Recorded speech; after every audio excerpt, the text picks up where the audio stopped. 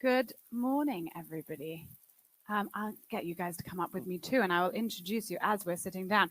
And as we are sitting down, I thought it might be worth describing the fact that Kay First Butterfield is not actually Azeem Azhar. Sadly, Kay can't join us here today, so we might actually turn these screens to something else behind us.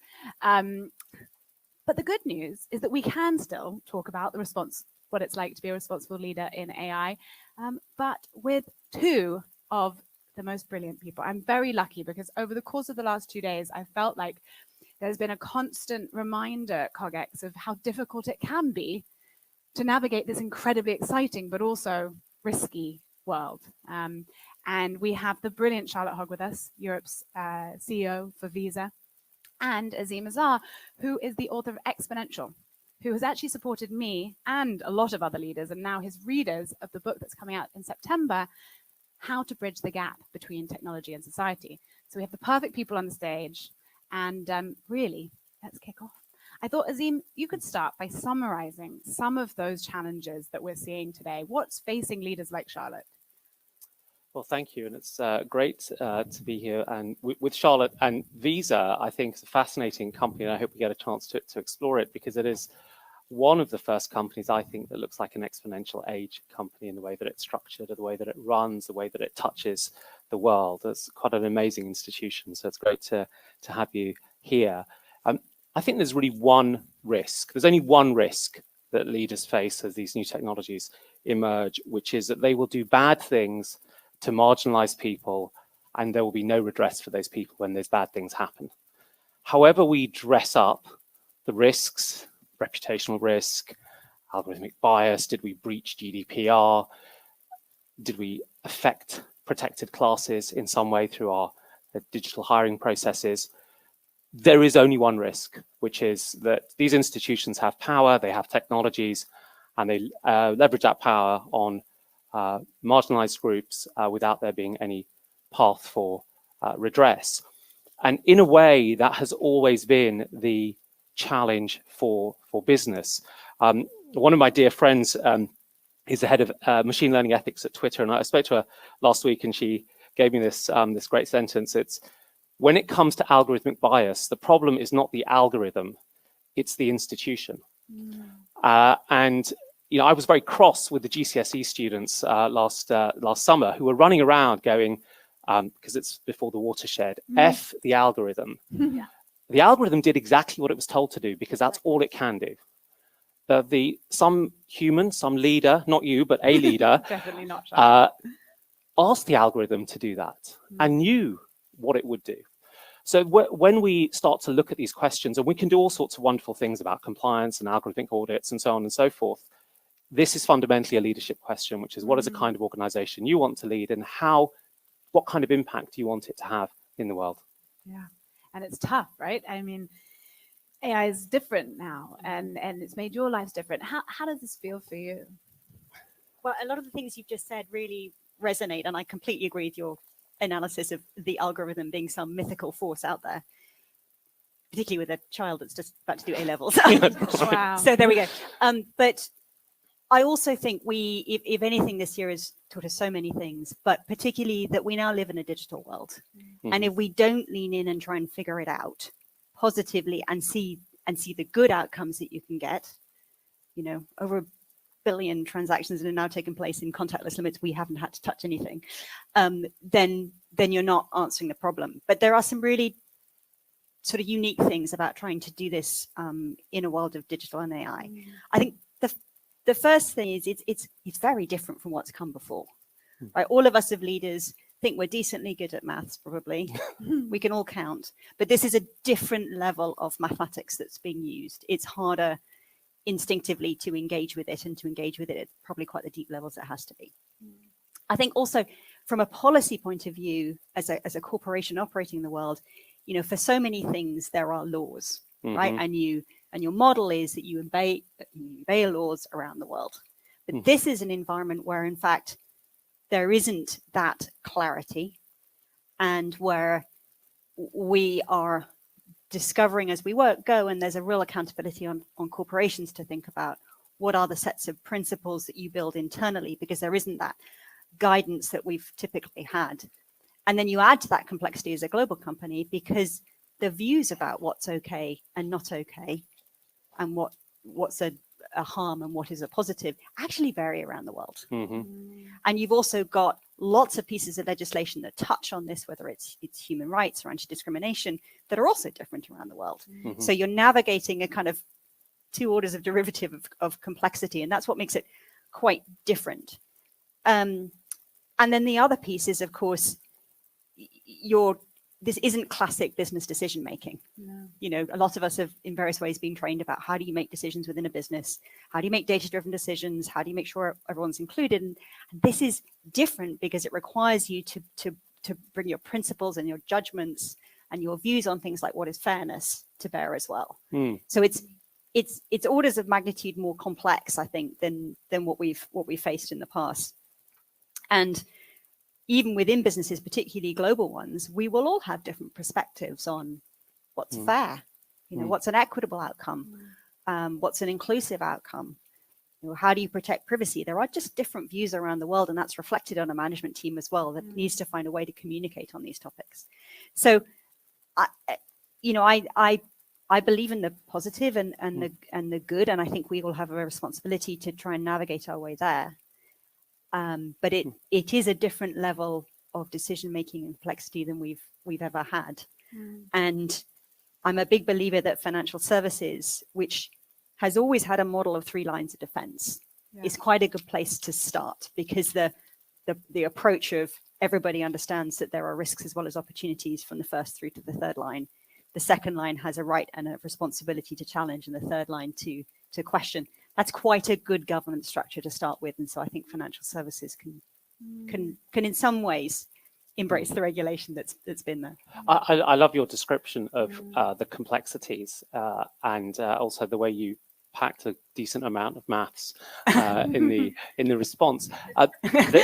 There's an additional complexity, I think, which is it's not just that laws vary around the world, or that opinions of what fairness means vary around the world. It's that exactly the self-same technology implemented in the same way can have very, very different impacts depending on a particular sort of nation's status. I mean, one example would be gig working. So gig working as a technology and as a platform in a country like the UK, which has got a very formal labour market, looks like it's weakening employee rights, and it actually looks like a worse deal. But in a market like India or Nigeria, where there's a huge informal market, gig working actually affords many more protections to workers. And gig working also provides the government, for the first time, a chance to harness some of the untaxed revenue income in the informal sector. It's exactly the same Uber platform with 2 different views of how it works, both for the state and for the worker. So I think that's an additional layer of complexity that you have to contend with, especially as financial services are, in a sense, they're so closely connected with well-being and life satisfaction, and financial inclusivity is a kind of critical piece of that. I'd love to come back to those 3 lines of defense and talk a little bit about that governance piece, because that's obviously one of the levers you have at your control. And you mentioned earlier, this is a lot more than governance, and we'll come back to that. But tell me, what is Visa's view on sort of that accountability and governance? What have you learned over the last few years? I mean, the first thing is it's a journey. Yes. You've got to keep adapting as you go along. I think the second thing, which I think we all know, is we can all violently disagree on principles, actually, and we can probably violently disagree on outcomes.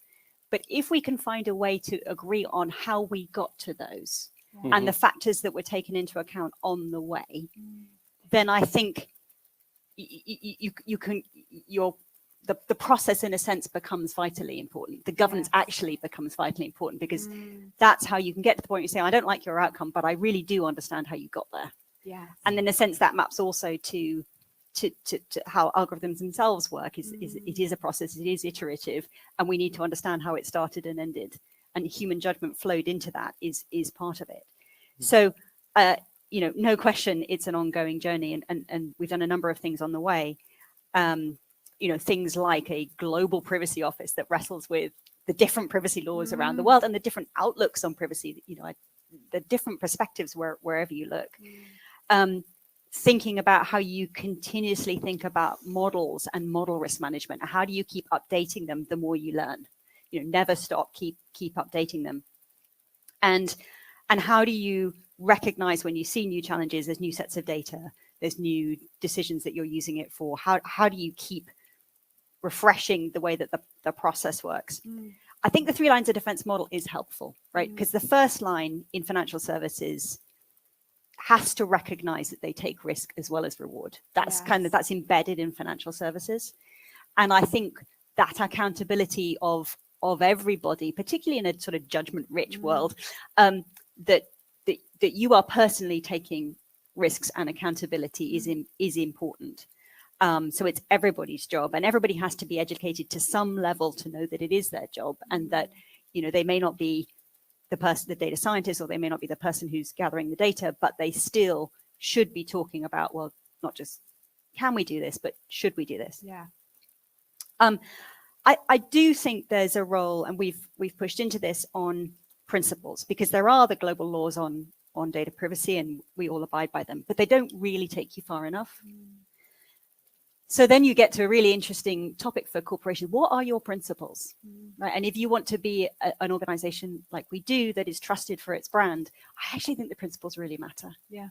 And they deal with kind of topics that corporations don't normally deal with, like fairness and like choice and like accountability. Some of those things are different. So we've got a set of data use privacy principles, which I can get to. And then you've got to think about what other governance bodies are required and how do you feed them into the process. Because for HR, it matters very much that you've got a diverse team working on these topics across the board, because that's one of the sources of bias that you can get in the outcomes. It matters very much on strategy that you're getting different perspectives from different parts of the world, because of course we all have our own inherent biases in that. So we have both these data use principles, but also a data council whose job is to talk about, do we think what we could do with this piece of data is what we should do with this piece of data, and sort of force the accountability back. And then you've got to find ways to communicate, because I love data scientists and I love the way they love data, but I've got to find a way to talk to them, and they've got to find a way to talk to me. And that translation layer with all different parts of the organization has to work well. And in a sense, it's a different form of inclusion, right? We've got to think about how to communicate in ways that connect up to the other side and make a difference. Totally. And company structures are going to have to change as well. And Azeem, I know you've been looking at this, and you advise companies on how to get this right. What's some of your thinking on how companies can do that dialogue that Charlotte's talking about? Well, I think Charlotte's made some really important points, and I want to connect two, one from your first response and one from this current one. In the first response, you said that governments haven't made the laws. The laws don't really sort of exist right now, and so we need to step in. And then you used a word which sort of the model of shareholder capitalism would have people shuddering in their graves, which is, the team decides whether we should do something or ought to do something. And companies have never really thought about whether they should or ought, right? Friedman told them they just got to make profits for their shareholders while staying within the rules of the game. And thereafter, you could flog that line as hard as you like. And I think it's really important to hear you say that, because you've identified that there is a gap, there's an institutional gap in the operating field at the moment, because you should be getting your guidance from lawmakers. And financial services typically, with the exception of a few sort of weird areas like swaps and derivatives where people came together to make their own rules in ISDA, the rules are set by the regulator. Companies adhere to the rules and occasionally get regulatory audits, and then gets slapped if they break those rules. In this AI domain, you're sort of having to make up the rules for yourself, which, when Boeing did it with the 737 MAX certification, it didn't end very well. The way you talk, the language you use suggests a much higher degree of probity in the way that you're approaching this. And I'm very glad that people like you and firms like yours are stepping in, but we can only ask you to do so much, because these are not necessarily judgments that we should feel happy that companies that are as dominant as Visa in their markets should be making for all the shoulds and oughts. I feel the We're same. not. We live in a very competitive market. Well, 53% net margin, pretty impressive. But I think about this in terms of some other firms like Microsoft, which behaves very, very well. But it's because Satya and Brad, who run the company, are really decent folk. They could get removed by their shareholders, and how would Microsoft behave? And so I think we're at this really interesting point where the norming, the creation of the laws and the rules needs to happen. There has been a vacuum. Well-considered leaders like you have stepped in, but at some point we also have to ensure that the capacity exists within the regulators and within the lawmakers to construct the right laws so you can go back to doing what you're meant to be doing. I mean, in other words, there's a fire. I'm really glad you're putting the fire out. Now can we use some of your resources to make sure we get the right laws produced? Yeah. It's a good question. How are you making sure that you're obviously not putting the whole fire out, because that would be unfair to make you put the whole fire out, but the bits that are your fire, that decision, I think that Azeem points out really well between, are we going to need to regulate AI, the uses of AI, those kind of conversations. How are you engaged in them at Visa? How are you grappling with these like huge philosophical, in some cases, topics?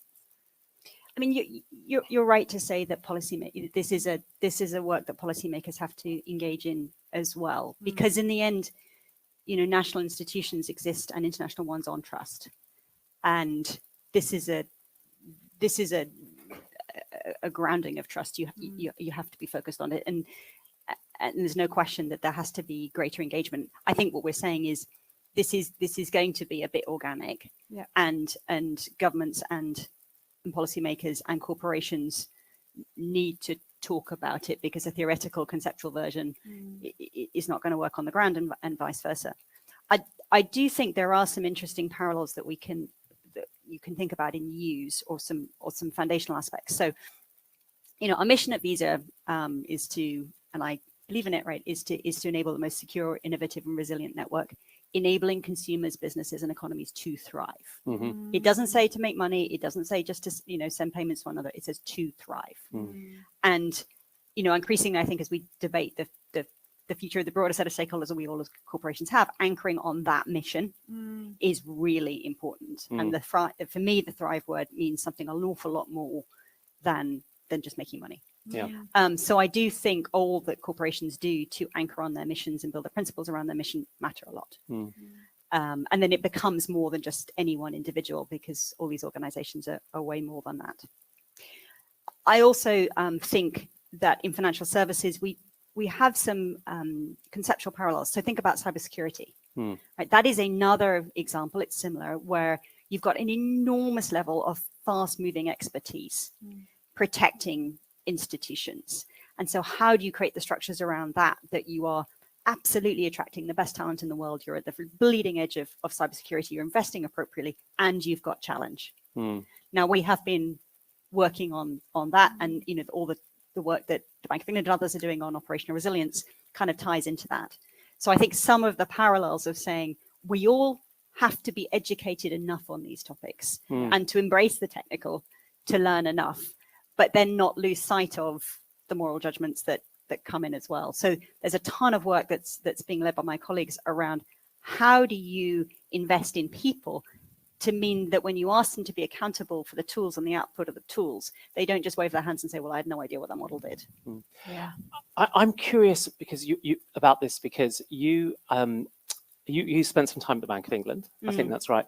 And there seems to be quite a good cooperative relationship between the various sort of regulators and the financial institutions themselves. Of course, there are moments of tension, but there appears to be a little bit of cooperation there compared to the way that traditional technology firms look at the regulators, who they don't have, of course, but the theoretical regulators they might have.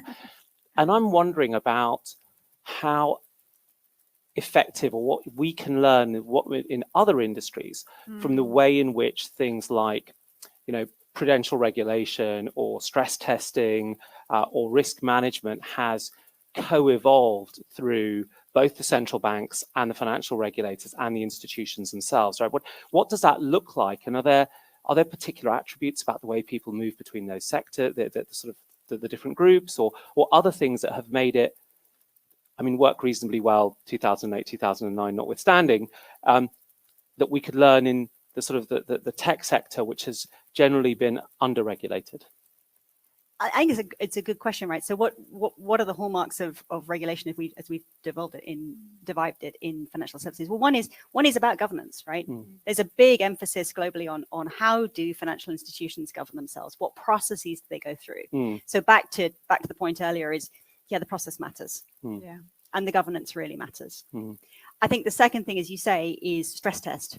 How do you look at throwing in implausible and plausible scenarios to figure out what happens as a way of testing whether you should or could do something? And then and certainly on topics like things like operational resilience, you do see more engagement to tap into the technical skills, beyond what's traditional, to speak each other's language and to understand what the implications are. But it may not just be financial services. We're talking about artificial intelligence, right? And yet there's some really interesting models in medical science about, particularly again, around the process. A lot of them, and others would speak much more smartly than me, but how we debate and discuss what's okay and what's not okay and how that evolves over time. There's a lot of transparency around that. And shining a light on things in order to have a constructive discussion inside and outside of organizations is really important. And also, I think we put a lot of onus on the people, and we have to work out how to skill those people. I mean, Azeem described it. Are there people? Do they swap in and out of the regulators into the financial service? We have a challenge with our government where the civil service have to have a huge knowledge in order to be able to have these discussions. How do you make sure you've got the right people in the right roles and equip them to make these, quite difficult decisions? So I think there are lots of entities. So we've, and I don't have all the answers, but we're very active in some of these multilateral organizations like the WEF. We are very active in terms of bringing experts into the business. So our global CEO and chair was talking to Cathy O'Neill, making sure that he was asking questions on behalf of the company, but also serving to educate the 1,000 or so people who tune in. And we're having a series of masterclasses where we bring in the technical experts to help educate ourselves. Then there's a whole series of training programs we use around training our folks to understand what the questions are, to get grounded in the principles. And our principles are not complicated. They're around fairness and value and control and accountability and security. They're words that all of us kind of know what they mean. So I think it's enormously iterative, but you've got to be pretty porous in terms of looking out and learning from the outside and never assuming that you have the right sets of answers. And as a leader, showing that you care about what Cathy O'Neill has to say. I mean, for those of you who don't know, Cathy O'Neill wrote a book called The Algorithms of Oppression. I mean, that's a big... Weapons of Mass Destruction. Oh my gosh, Sophia Noble wrote... Weapons of Mass Destruction. I'm sorry, both of you. I absolutely love your books. Not that you're watching, but you might one day. Sorry, Weapons of Mass Destruction. Even bigger a statement for a leader to say, I'm listening to this. And then how do you find that then getting into the rest of the organization? Like, does that need to be bedded in time and time again? Do you then start to see the teams come back to you with things? Where do good ideas come from? How do you open that culture up? I think it's like many topics, actually, it's one people really want to engage in. Right. Yeah. And we've had a brilliant team, some represented here, who've just done a lot to help us have those conversations. Yeah. So, starting from reviewing all the ethics principles that exist around the world, from companies and from different governments. Yeah. It wasn't a big team, but it was a hell fast readers. They're over here. Well done. Yeah, it was one hell of a spreadsheet. Yeah. And there are some things and then there's, we're privileged enough to have a highly trusted consumer brand. So there's kind of listening to consumers. So we've listened to 20,000 consumers on this topic in many different countries who all have different views. And we've talked to them about what builds trust. I think the principles themselves, as I said, are simple enough to anchor on. They mean something to everybody. Yeah. And they empower people to say, well, hang on a second, I don't see what the value for a consumer is from this. Or, is their data secure in that one? Or are you taking responsibility for how we use this this this particular algorithm. So I think principles in this space have to be pretty values based, pretty grounded. But it sounds like you've also started to create a space where people can refuse and can blow the whistle. And we've seen in Google not covering themselves in glory here over their ethical AI team, and Timnit Gebru and Margaret Mitchell essentially being in some way forced out of the company because they said things in a research capacity they didn't like. And I'm curious, that's always a really tough balance for a company to strike. What is the room for whistleblowing or employee team refusal around things where they may feel uncomfortable? It sounded like you're creating an environment where they can have that dialogue, but as a leader, do you understand where the boundaries lie or what the parameters of that should be? I hope so. I'm sure I've got a lot to learn.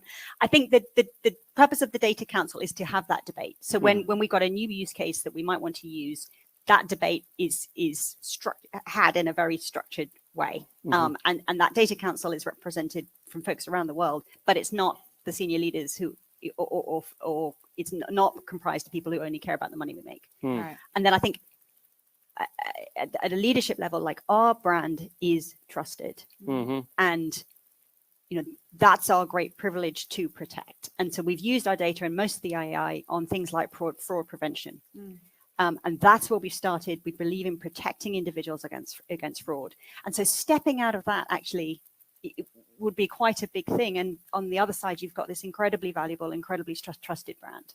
So we probably have more incentives than most to be very thoughtful, because everyone around the world trusts that wherever they go, we're going to try and protect them from fraud, and we're going to try and make their transactions happen, and it's going to be resilient. And why would you ever risk that? Yeah. And that they're going to thrive. I think that was such a good word. And thinking through what criteria is thriving in this next generation. And you said that, I think you just said that you interviewed 20,000 consumers. Yeah. I'd love to. What did you hear? I mean, what were they? Because ultimately they're the people who really matter. If they're going to thrive, then the rest of your business thrives. Yeah. I mean, if you boil it down, it's what people feel, I think, about all financial services. They want choice and they want control. Yeah. And our principles essentially came from that, to put consumers very much at the heart of the principles. So, is it going to be valuable for what they do? Do we have accountability? Is it fair? Is there security? Do they have choice? So that choice and control, I actually think, is at the heart of all financial services, really. And we'll continue to learn. And I'm probably oversimplifying the many different views we've heard, but it's a good. But it's a pretty important philosophy, and I kind of think it resonates with most of us. Yeah, definitely. Which I'm now going to give the audience some choice and some control, but I'm going to keep all the control, so you have to put your hands up if you'd like to ask a question. I have one question here. If you ask the question, I will then repeat it so everyone can hear. Thanks so much for the very insightful comment. So the question for you would be, do you see Visa as a technology company or the financial services organization? And some follow-on to that would be, and do you see yourself as an enabler of the disruption in financial services, or someone who is looking at the view of the challenges? Great. So the question was, do you see yourself as a financial services company or a technology company, an enabler or a... Enabler of the financial services disruption, or someone who is challenged? Are you challenged or are you challenging? It's a really interesting question. I think back, so I'm a believer that payments is the most interesting space in financial services. Forgive me for anybody else. And the reason I think that is because you go back to the origins of time, and the thing that actually helped people begin to buy and sell outside their geographical space was money, coins, and then letters of credit, and then checks. And now we have this extraordinary digital payment network that means throughout this whole period, we haven't had to worry once we're buying and selling from anywhere around the world. That is what enables people to trade. It's what enables people to do what they have to do. And it is both a technology, because getting to the level of resilience that we get to, you know, tens of thousands of transactions every second. When you walk onto a metro, we're approving you in milliseconds because we know that if we don't, someone's going to throw something at you, at least in London. And checking all the variabilities to try and protect you against fraud. That's technology, and it's hardcore technology.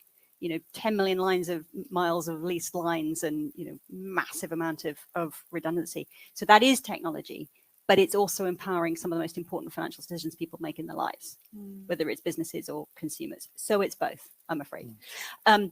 The other thing about it is it's an open network. And again, for economists for a second, the brilliant thing about an open network is it creates positive direct and indirect externalities.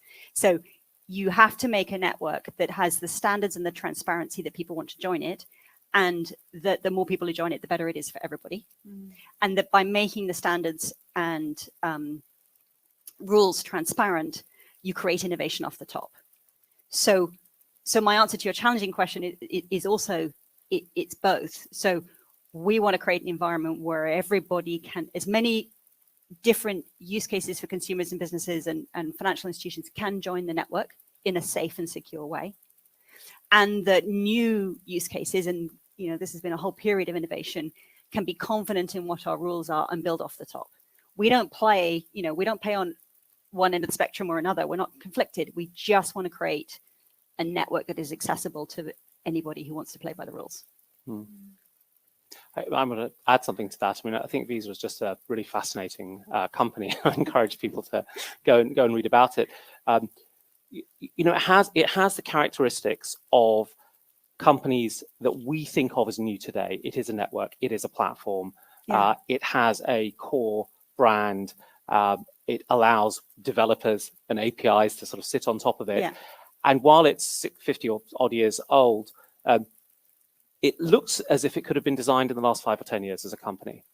And I think that makes it a really, really fascinating characteristic. So when you hear traditional bank, like you'll hear a big German bulge bank say, well, we're a technology company because we've got 45,000 developers. What they mean is they've got so much technology debt, they have to have 45,000 contractors trying to sort through Java and COBOL. And if you just look at the numbers that go through Visa's network, which Charlotte obviously knows better than anyone, at least on the stage, it's phenomenal. And so I think it's a very, very different kind of traditional FI, financial institution. But I do still think it's open to competition. I mean, I think that there is, obviously there was the Plaid, the acquisition that didn't go through, but there's also what's happening within cryptocurrency, and whether that magic moment that you have when you realize you've just sent money to somebody.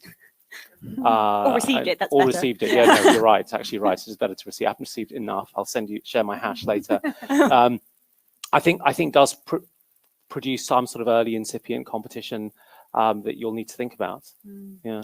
But, you know, competition is good. Yeah. I truly believe that. It drives an awful lot of innovation. And, you know, I have a sort of Maslow's hierarchy for payments. So the bottom is safety, security, in the same way that there's water, air, and security, right? And on that, none of us should ever compromise, because on that, the credibility of the system rests. But then it's how the sort of Maslow is open. It's love and belonging. So in payments, that's openness and access. How do you create that? And then there's the innovation on the top.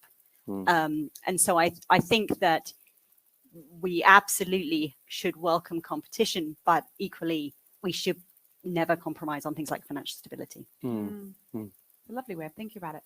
There's some other questions in the audience. Excellent. Gentlemen. The regulators are very keen on operational resilience. We've certainly seen that, and we've seen the EU with the introduction of youre, the Digital Operational Resilience Act, focusing on a far wider environment around financial services. Do you think that with the things they're identifying are, you know, putting your software into escrow so that somebody else has access to that source code in a safe environment, so that if you are hit, if you're compromised in the way with access to it, do you think that is going to become more common? It's a technical area, but it's one where I think if you don't have the resilience wrapped around your software, you're leaving yourself vulnerable. So the question was around resilience and vulnerability, and And Dora. Dora. A lot of things that I wasn't quite sure how I was going to repeat and kicking myself and having a pen. So is there a nice short answer to that, Charlotte, or are you going to have a chat with this nice gentleman afterwards? Maybe? Maybe I'll do it simply, and I'm sure you can add to it. I do. I mean, we know now we live in a digital world, and we've got to make it work. We've got to make it inclusive for all, and so therefore we know resilience is ever more important. And I do think it's proper for regulators, governments to debate what resilience really is. And to be honest, sometimes they get a bit conflicted. So, I know that we can better protect any citizen from fraud by using global data. So when you restrict or back off from that, as some countries around the world do, I think you take some steps back from resilience. Take cybersecurity. I know that global teams using global data in real time around the world is more secure.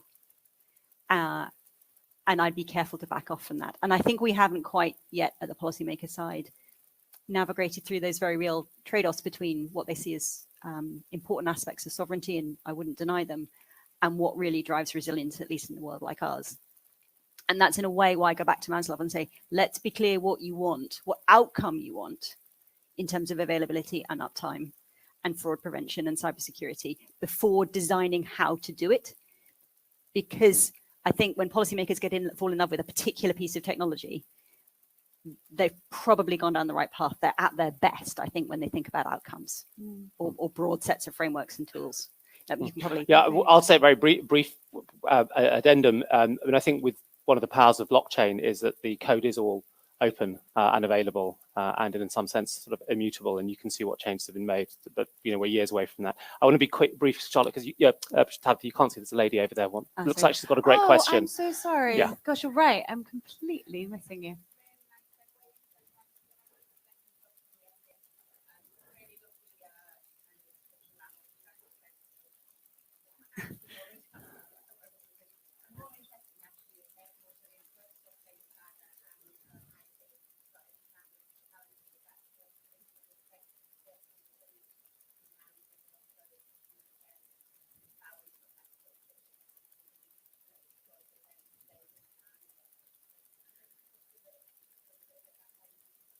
Thank you. So that was Lisa from SCA asking about personal resilience and how you manage your personal resilience.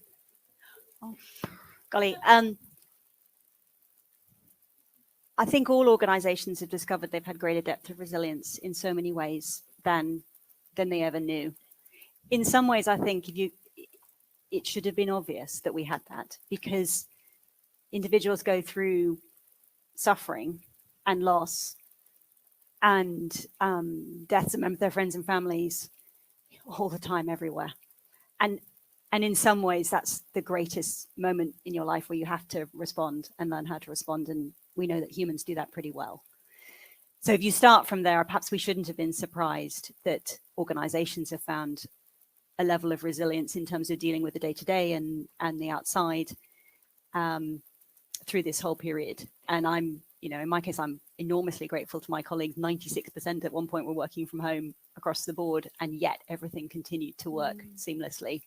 And they are pretty much the unsung heroes of what's happened over the past year. I mean, the tech teams around the world and the cybersecurity teams fighting what is a changing and evolving cyber threat. So I would say I'm not special, but all humans are pretty extraordinary. And maybe that's the way to think about it. It's a lovely way to end. All humans are pretty extraordinary. You two definitely are extraordinary. Thank you all so much for everyone in the room. Thank you, everybody watching wherever you are. And we'll see you all very soon. Thank you. Thank you both. Thank you.